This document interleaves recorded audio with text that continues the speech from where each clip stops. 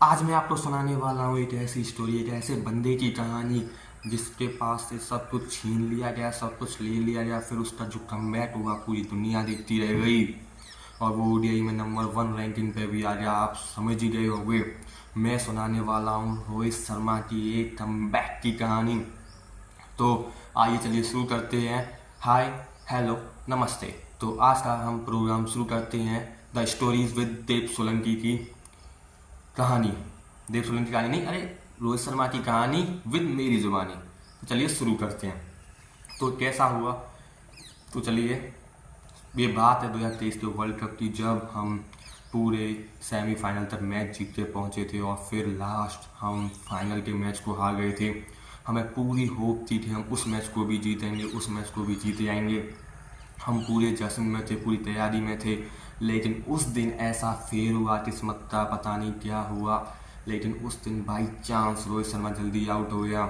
सुमन गिल भी नहीं चले, केएल राहुल भी नहीं इतने दे पाए बढ़िया इंटेंट, कोई भी नहीं चल पाया और उस मैच को हम हार जाते हैं। और उसी वक्त रोहित शर्मा की आंखों में, विराट कोहली की आंखों में, सबकी आंखों में आंसू भरे थे। और मैं भी उस मैच को देख रहा था भाई, बहुत दुख भरा सीन था। वो 19 नवंबर कभी ना आए ज़िंदगी में तो ही अच्छा रहेगा, और कभी ना आए तो ही अच्छा रहेगा। उस दिन जो है, जो हार मिलती है, उसके बाद विराट कोहली, रोहित शर्मा थोड़े के रेस्ट चले जाते हैं। मैं यहाँ पे स्पेशली बात करने वाला हूँ रोहित शर्मा की। तो शुरू करते हैं रोहित शर्मा की कहानी। विराट कोहली की आप चाहते हैं तो कमेंट में बता देना। तो फिर यहाँ से अब रोहित शर्मा थोड़े ब्रेक पे चले जाते हैं। ब्रेक पे जब वो अपने होली परिवार वालों से मिलते हैं तो क्या होता है कि परिवार वालों से मिलेंगे तो फिर वो चले जाते हैं ट्रिप पे। ट्रिप पे जाने के बाद वहाँ पे उन्हें बहुत सारे फैंस मिलते हैं, क्योंकि उन्होंने इतनी रेस्पेक्ट कमा ली थी, उन सेमीफाइनल तक मैच को जीतते जो किसी ने नहीं कमाई थी। वहाँ पे उनको प्रोत्साहन मिलता है, भाई कोई बात नहीं, लेकिन जो वर्ल्ड कप हारा होता है उसी को पता होता है। फिर उसके बाद वो ठान लेते हैं कि मुझे अगला वर्ल्ड कप जीतना है। तो फिर आता है जून 2024 और वो रात थी 29 जून 2024 की, जिस रात रोहित शर्मा का आइकॉनिक सेलिब्रेशन ट्रॉफी ले जाते हुए वायरल हो जाता है सोशल मीडिया पर। और वो अपनी ट्रॉफी उठा लेते हैं राहुल द्रविड़ की कोचिंग में। और वहाँ पे भी उनका सपना पूरा नहीं होता, वो कि उनको चाहिए था ओडीआई वर्ल्ड कप, जो कि मेन वर्ल्ड कप होता है। T20 वर्ल्ड कप वो वहाँ पे जीतने, वो भी बहुत खुशी की बात हुई। 2007 में जीते थे हम आखिरी बार T20 वर्ल्ड कप को, वहाँ पे वो जिता देते हैं। एक भी बिना मैच हारे, एक भी मैच नहीं हारते हैं पूरे T20 वर्ल्ड कप में, और फिर ले जाते हैं अपनी टीम को और जिता देते हैं। और फिर आता है साल 2025। साल 2025 में आती है चैंपियंस ट्रॉफी। वहाँ पे जो है हेड कोच बदल जाते हैं। हेड कोच बदलने के कारण, हाँ, उससे पहले उनसे जो है बीजीटी में हार मिलती है और 5 में सिडनी के मैच में वो अपने आप को रख लेते हैं, अपने आप कप्तान नहीं रखते हैं। और फिर जसप्रीत बुमराह को कप्तान रहने देते हैं, वो मैच खेलते हैं। और फिर उसके बाद वो उनका आखिरी मैच होता है, उनका तो 4th ही आखिरी मैच होता है, लेकिन 5th में वो बैठे रहते हैं। और उनके उसके बाद आता है चैंपियंस ट्रॉफी का फाइनल। वहाँ पे भी वो जीत जाते हैं चैंपियंस ट्रॉफी के फाइनल को। और इंडिया को 2013 के बाद MS धोनी की कप्तानी में जो बनी थी, उसके बाद अपनी कप्तानी में जो है चैंपियंस बना देते हैं। वाइट जो ब्लेजर है उसको पहना देते हैं और क्या मज़ा आता है भाई उसको देख के। 2 ट्रॉफी 10 महीने के अंदर वो इंडिया को दिला देते हैं। और उसके बाद होता है एक बड़ा फेर।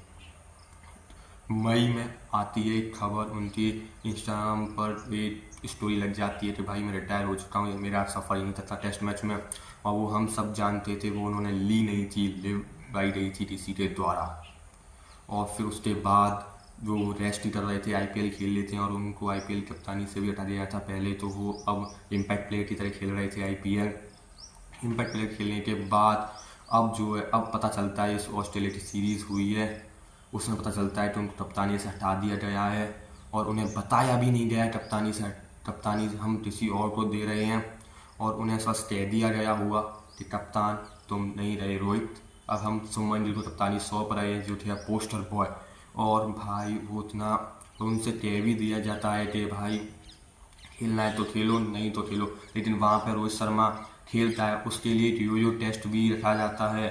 भाई अपना 10 से 12 किलो वजन कम करके रोहित शर्मा ऑस्ट्रेलियन मैदान में उतरता है और फिर भी खेलता है। शुभमन गिल की कैप्टनसी में, जहां उसने 10 महीने में 2 ट्रॉफी ला दी थी, फिर भी उसको गौतम गंभीर की कोचिंग में उसको हटा दिया जाता है और उससे प्लेयर की तरह खेलने के लिए कहा जाता है। जब उनसे गौतम गंभीर जाता है, पूछा जाता है कि क्या खेलेंगे, नहीं, वो कहते हैं परफॉर्मेंस पे बेस्ड होगा। तो बस उसे पता चल गया था रोहित शर्मा को यही परफॉर्मेंस देनी पड़ेगी, बिना परफॉर्मेंस कुछ नहीं होने वाला है। तो वहीं पे पहले ऑस्ट्रेलिया के मैच में कुछ नहीं हो पाता है भाई, रोहित शर्मा ढीले पड़ जाते हैं, शांत पड़ जाते हैं। लेकिन दूसरे मैच में भाई 73 रन की पारी खेल के सबको बता देते हैं, जवाब देते हैं what is my fitness and what is my intent. उसको पता चल गया था जैसे मैं पहले इंटेंट से रन मार रहा था वो अब काम नहीं आएंगे, अब कोई इंटेंट नहीं देखेगा, अब सब रन देखेंगे और मुझे मारने होंगे रन। और वहीं पर रोहित शर्मा मारते हैं रन। और फिर जब तीसरा ऑस्ट्रेलिया का टेस्ट मैच आता है, उस टेस्ट मैच नहीं सॉरी ओडीआई मैच आता है, तो उसमें वो इतिहास ही रच देते हैं। वो अपने 9 सेंचुरीज ऑस्ट्रेलिया की धरती पर पूरे कर लेते हैं और पहले प्लेयर बन जाते हैं जिन्होंने किया है ऐसा, और अपना 121 नाबाद मार के इंडिया को जिता देते हैं विराट कोहली के साथ। और जब वो इंडिया को जिताते हैं, वो भाई उससे उनका बल्ला बोलता है और ये बताते हैं कि वो कमिटेड है या नहीं। जो लोग कह रहे थे ना नॉन कमिटेड, उससे पता चलता है कि the Rohit Sharma is committed. Rohit Sharma committed हैं और रोहित शर्मा की आंखों में सिर्फ ओडीआई वर्ल्ड कप 2027 ही झलक रहा है और कुछ नहीं झलक रहा है। और उसके बाद कुछ दिनों बाद खबर आती है कि रोहित शर्मा ओडीआई में रैंकिंग 1 आ चुके हैं। अपने पूरे करियर में पहली बार रैंक 1 आए हैं। बताओ, जिस बंदे ने 3 दोहरे शतक मार रखे हों, वो अपनी ज़िंदगी में पहली बार आया है ओडीआई में नंबर 1।